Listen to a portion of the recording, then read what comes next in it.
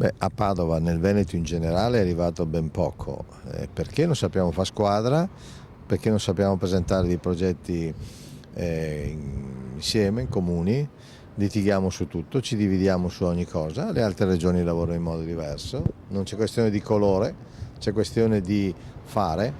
Le altre regioni quando hanno bisogno e ritengono di aver bisogno realizzare un'opera, sanno fare squadra, vanno a Roma forti, vanno a Roma insieme. È un problema tutto veneto. Questa l'analisi del presidente della Camera di Commercio di Padova, Fernando Zilio.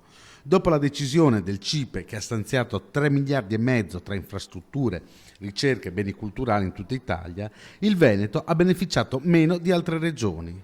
Per Zilio la politica regionale deve farsi sentire.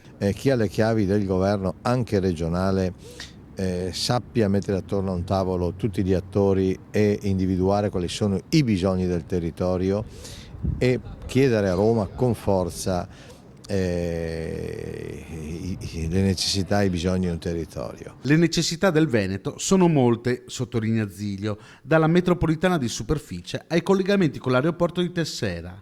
Padova avrebbe bisogno di altre 2 linee di tram. Il problema è che le città del Veneto hanno dimensioni troppo piccole e rischiano di contare troppo poco.